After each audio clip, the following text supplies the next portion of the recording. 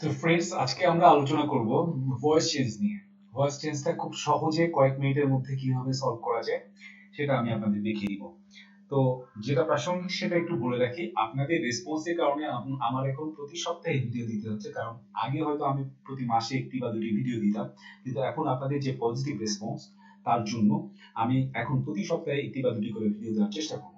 আপনাদের যে important topic গুলো, যেগুলো আপনারা কঠিন মনে করেন বা কঠিন লাগে, সেগুলোকে সহজভাবে আমি উপস্থাপন করার চেষ্টা করব।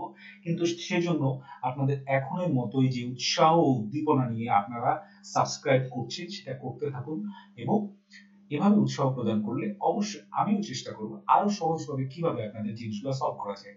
ইতিমধ্যে আমি দেখেছি আমার ট্রান্সলেশনের ভিডিওটা বহু জনপ্রিয় হয়েছে, আপনারা ওখানে অনেক কমেন্টস করেছেন, সেটা দেখে ভালো লেগেছে। এবং একই সাথে আপনারা সাবজেক্ট ভার্ব এগ্রিমেন্ট বা ম্যাথের যে ভিডিওগুলো আছে সেগুলো দেখতে পারেন।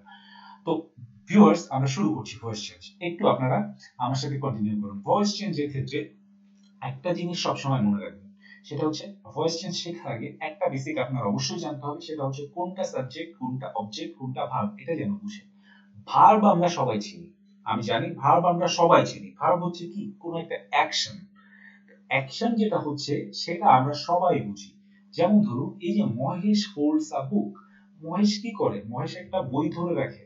এই যে ধরে রাখা, এটা যে হচ্ছে একটা ভার্ব, এটা আমরা সবাই বুঝতে পারছি।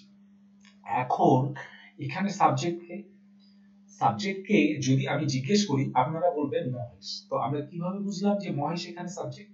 আমরা একভাবেই বুঝলাম, সেটা হচ্ছে বইটা কে ধরে আছে?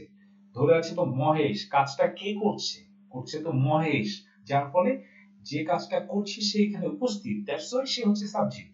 আবার অন্যভাবে যদি বলি, ভার্বকে যদি আপনি কোশ্চেন করেন যে কে বইটা ধরে আছে, কে করছে মানে কে দ্বারা যদি কোশ্চেন করেন, তাহলে যে অ্যান্সারটা পাবেন সে হচ্ছে আমার সাবজেক্ট। একই সাথে সাবজেক্ট যে কাজটা করছে তার প্রভাব যার উপরে যে পড়ছে সে হচ্ছে এখানে অবজেক্ট। এই যে বইটা ধরে আছে, ধরে থাকার ফলেই তো বইটা তার হাতে আছে, নাহলে তো পড়ে যেত। তার মানে বইটাকে ধরে আছে সে। এখানে অবজেক্টটা হচ্ছে বইটা, অর্থাৎ ধরে আছে সাথে যদি আপনি কি বা কাকে দিয়ে কোশ্চেন করেন, তাহলে যে অ্যান্সার পাবেন সেক্ষেত্রে সেটা হবে আমার অবজেক্ট। তাহলে এক্ষেত্রে কি ধরে আছে? বই ধরে আছে, তার মানে বইটা অবজেক্ট। আচ্ছা, ভিউয়ার্সদের জন্য আমার এখানে একটা কোশ্চেন আছে। বলুন তো, হি গোস টু স্কুল, এখানে অবজেক্ট কে?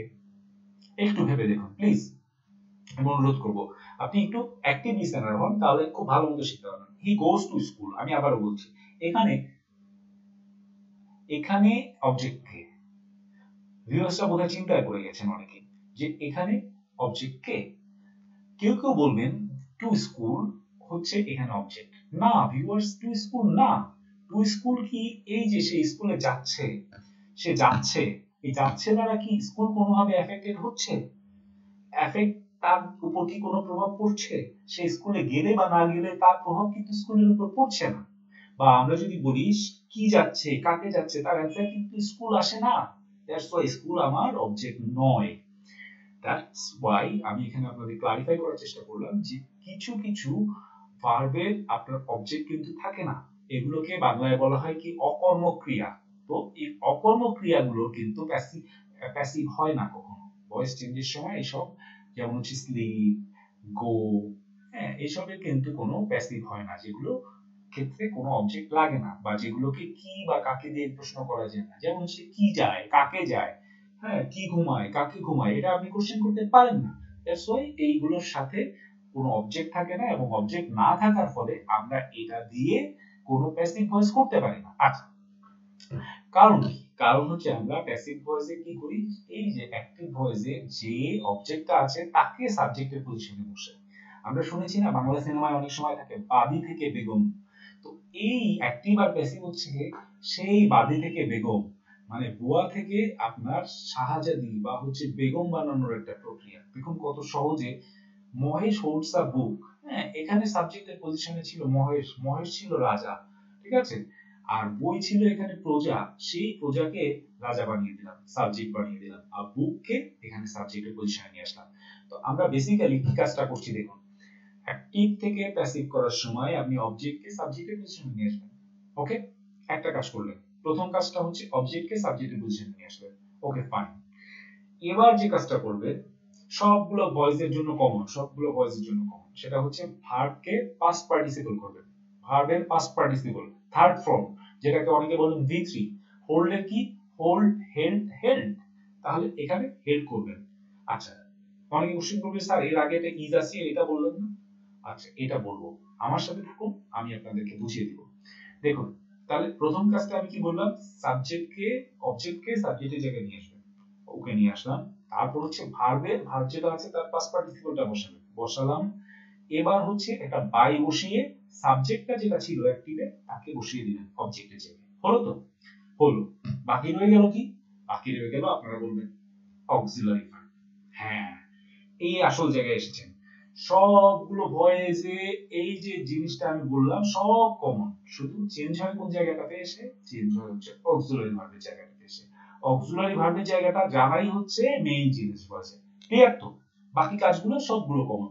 অবজেক্ট সাবজেক্ট হয়, ভার্বের পাস্ট পার্টিসিপল হয়, আর হচ্ছে সাবজেক্ট অবজেক্ট হয়। এই তিনটা কাজ কিন্তু কমন, সবগুলোতে কমন এবং এটার আগে একটা বাই বসে, এটা আমরা জানি। কিন্তু কমন নয় কোনটা? এই অক্সিলারি ভার্বটা কোনটা বসে, সেটা এখন আমি ক্লারিফাই করে দিব, তাহলেই তো আপনাদের ভয়েস সেটা হয়ে গেল নাকি? আসুন দেখি। তাহলে আমি আপনাদের এখন ক্লারিফাই করব কোনটাতে। দেখুন আমি কিভাবে করার চেষ্টা করছি। এখানে ওই রুলস গুলাই শেখা আছে, যে রুলস গুলো আমি মুখে বলে দিলাম, সেটা আপনারা ইচ্ছা করলে এর একটা স্ক্রিনশট নিয়ে নিতে পারেন যদি পছন্দ মনে করেন। আচ্ছা, এবার দেখুন আমি শুধু এখানে অক্সিলারি ভার্বগুলো শেখাবো, তাহলেই আপনাদের কন্টিনিউয়াস, ইনডেফিনাইট, পারফেক্ট সবগুলোই হয়ে যাবে। আচ্ছা, কিভাবে? দেখুন, ইনডেফিনাইটে আমি যে অক্সিলারি ভার্বগুলোর কথাটা ওখানে স্কিপ করে গেছিলাম, সেগুলো এখানে আলোচনা করছি। প্রেজেন্ট ইনডেফিনাইটে অক্সিলারি ভার্বের জায়গায় বসবে am is are। আচ্ছা, am is are কি অনুযায়ী বসবে? am is are বসবে হচ্ছে নাম্বার এবং পার্সন অনুযায়ী। আমরা সবাই জানি I এর সাথে বসবে am, যে কোনো একটা থার্ড পার্সনের কারোর সাথে বসবে is, তাই না? আর ইউ এর সাথে বসবে আর, আমরা সবাই জানি এটা বলার কিছু নেই। ইনডেফিনাইটে তাহলে প্রেজেন্ট ইনডেফিনাইটে অক্সিলারি ভার্ব বসবে am is are। পাস্ট ইনডেফিনাইটে সেই একই, ওই যে ফর্মটা সাবজেক্ট অবজেক্ট হবে, অবজেক্ট সাবজেক্ট হবে, ভার্বের পাস্ট পার্টিসিপল হবে, সব কমন। কিন্তু অক্সিলারি ভার্বটা কি হয়ে যাবে? অক্সিলারি ভার্বটা হবে was হয়। আবার ফিউচারে হবে will be। আপনি বলবেন স্যার এখানে শুধু will be কেন, shall be নাই কেন? আচ্ছা, shall be ও আপনি ইউজ করতে পারেন, তবে স্ট্যান্ডার্ড ইংলিশে shall be টাকে এখন বাদ দিয়ে দেওয়া হচ্ছে, বা shall কে এখন বাদ দিয়ে দেওয়া হচ্ছে। shall প্রায় ইংরেজিরা এখন ইউজ করেই না। হ্যাঁ, আচ্ছা, এবার তাহলে ইনডেফিনাইটটা আমি কভার করে দিলাম, ইনডেফিনাইট কভার হয়ে গেল। এবার আসি কন্টিনিউয়াস। আপনারা বুঝতে পারছেন আমি আশা করি খুব সহজে। জাস্ট আমি প্রথমে ক্লারিফাই করে নিয়েছি যে সবগুলো ভয়েসে কি কি লাগে। সেখানে একটা জিনিস ছিল যেটা টেন্স অনুযায়ী চেঞ্জ হয়, সেটা হচ্ছে অক্সিলারি ভার্বটা। সেই অক্সিলারি ভার্বটা আমি এখানে বোঝানোর চেষ্টা করছি। আচ্ছা, এবার আসুন যে কন্টিনিউয়াসে কি হয়। দেখুন, কন্টিনিউয়াসে আর কিছুই হয় না, ইনডেফিনাইটে যে অক্সিলারি ভার্বগুলো ব্যবহৃত হয়েছিল তার সাথে একটা বিং যোগ হয়। এই যে আমরা এখানে প্রেজেন্টে ব্যবহার করেছিলাম am is are, এখন আমরা ব্যবহার করব am is are plus being। আচ্ছা, এভাবে একটু চিন্তা করে দেখি। হ্যাঁ, এটা এতই সোজা। এবার আসুন পাস্ট ইনডেফিনাইটে কি হয়। দেখুন সেই একই জিনিস, was এর সাথে একটা being, will এর সাথে একটা being, আর কিছুই না। তাহলে ইনডেফিনাইট কন্টিনিউয়াস কতটুকু সময় আমি আপনাদের কাছে নিলাম, এই অল্প সময়ের মধ্যে আমি ক্লারিফাই করে দিলাম। আমি শিওর আপনারা এরপরে অবশ্যই খুব সহজ হবে, কয়েকটা সেন্টেন্সকে আপনি যদি ভয়েস চেঞ্জ করেন আপনি খুব সহজে শিখে যাবেন। এবং এইভাবে আপনি আপনাদের ছোট বাচ্চা কাচ্চা যে কাউকে এভাবে যদি শেখান, তারা অবাক হয়ে যাবে যে ভয়েস এত সহজ, মাত্র 10 মিনিটে শেখা যায়। আচ্ছা, আসুন পারফেক্টটা 10 মিনিট হতে আর আমার 1 মিনিট বাকি, আমি 10 মিনিটের মধ্যে কভার করার চেষ্টা করি। পারফেক্টে কি করবেন? সে অক্সিলারি ভার্বের জায়গায় have been, has been. Okay, past পারফেক্টে আবার অত ঝামেলা নেই, সেখানে শুধু হ্যাড বিন, ওখানে হ্যাভ বিন হ্যাজ বিন ছিল, এখানে শুধু হ্যাড বিন। ফিউচারে উইল হ্যাভ বিন বা শ্যাল হ্যাভ বিন এখন অতটা ইউজ হয় না। ওকে, এবার আসি পারফেক্ট কন্টিনিউয়াসে। পারফেক্ট কন্টিনিউয়াসে এখানে কি ব্যবহার করেছিলাম? হ্যাভ বিন হ্যাজ বিন, তো সেই কন্টিনিউয়াস এর মতো, ঠিক আছে? এই যে ইনডেফিনাইটের সাথে কি যোগ করেছিলাম? বিন। এখন আমরা এই পারফেক্টের সাথে কি যোগ করব? বিন। সবগুলোতে দেখুন পারফেক্টের সাথে কি যোগ করেছে? বিন। হ্যাড বিন ছিল, হ্যাড বিনের সাথে বিন। উইল হ্যাভ ছিল, উইল হ্যাভ এর সাথে বিন। তাহলে এই হচ্ছে আমার টোটাল 12টা টেন্সের ভয়েস চেঞ্জ আমি কিভাবে করব, সেটা আমি আপনাকে 10 মিনিটের মধ্যে বুঝিয়ে দিলাম। এবং 10 মিনিটের মধ্যে প্রথম 1 মিনিট বোধহয় আপনাদের সাথে গল্প করেছি, বিভিন্ন জিনিস সম্পর্কে বলেছি, এবং বাকি সময়টাই আমি ভয়েস চেঞ্জ আপনাদের টোটাল ক্লিয়ার করে দিলাম। আমি আশা করব আপনারা আমার চ্যানেলটি সাবস্ক্রাইব করবেন এবং এই ধরনের কিছু সহজ টেকনিকের জন্য আবার বারবার ভিডিওগুলো দেখবেন এবং আমাকে উৎসাহিত করবেন। আমি অনেক সিম্পল মেথডে আপনাদেরকে সব জিনিসগুলো কভার করে দেওয়ার চেষ্টা করব। তো viewers, thank you for your attention, এবং আপনারা যে আমার ভিডিওটি দেখছেন, আমাকে উৎসাহ দিচ্ছেন, তার জন্য আপনাদের সবাইকে অনেক বেশি ধন্যবাদ। বাই।